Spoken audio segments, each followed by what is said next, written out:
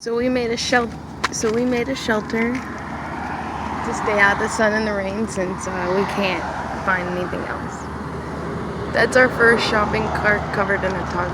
We have the tarp over us, and that's the second shopping cart.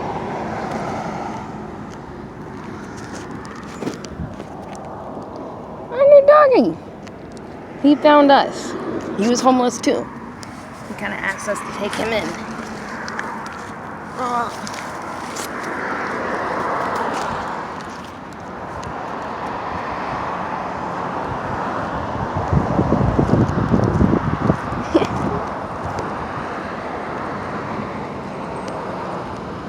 So this is how we have shade, and hopefully it'll work a little bit with the rain. I'm not too sure about that one, but it won't get us soaked.